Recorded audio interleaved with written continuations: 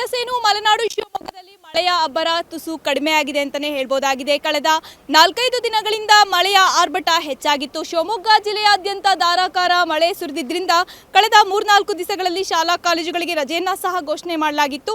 ಆದರೆ ನಿನ್ನೆಯಿಂದ ಮಳೆಯ ಪ್ರಮಾಣ ಕಡಿಮೆ ಆಗಿರೋದ್ರಿಂದ ಇವತ್ತು ನಾವು ಶಿವಮೊಗ್ಗ ನಗರದ ತುಂಗಾ ನದಿಯ ದಡದಲ್ಲಿದ್ದೇವೆ. ನೀವು ದೃಶ್ಯಾವಳಿಯಲ್ಲಿ ನೋಡ್ತಾ ಹೋಗಬಹುದು ಯಾವ ಮಟ್ಟದಲ್ಲಿ ನೀರಿನ ಪ್ರಮಾಣ ಇದೆ ಅಂತ.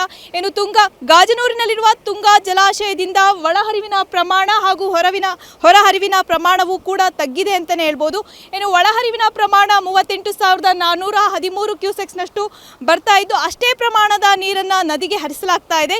ಇನ್ನು ಜಿಲ್ಲಾಡಳಿತದ ವತಿಯಿಂದ ಏನು ನದಿ ಪಾತ್ರದ ಜನರಿಗೆ ಎಚ್ಚರಿಕೆಯನ್ನ ಸಹ ನೀಡಲಾಗ್ತಾ ಇದೆ. ಅಂದರೆ ತೀರ್ಥಹಳ್ಳಿ ಭಾಗದಲ್ಲಿ ಮಳೆ ಮಾತ್ರ ನಿರಂತರವಾಗಿ ಬರ್ತಾ ಇದೆ. ಶಿವಮೊಗ್ಗ ನಗರದಲ್ಲಿ ಮಳೆ ಕಡಿಮೆ ಆಗಿದೆ ಅಂತಾನೆ ಹೇಳ್ಬೋದು. ಅಲ್ಲದೆ ಏನು ಜಿಲ್ಲೆಯ ಇನ್ನೂ 2 ಜಲಾಶಯಗಳಾದಂತಹ ಭದ್ರಾ ಹಾಗೂ ಲಿಂಗನಮಕ್ಕಿ ಜಲಾಶಯದ ನೀರಿನ ಮಟ್ಟದಲ್ಲೂ ಕೂಡ ತುಸು ಏರಿಕೆ ಆಗಿತ್ತು. ನಿನ್ನೆಯಿಂದ ಸ್ವಲ್ಪ ಕಡಿಮೆ ಆಗಿದೆ ಎಂಬ ಮಾಹಿತಿ ಕೂಡ ಲಭ್ಯವಾಗಿದೆ.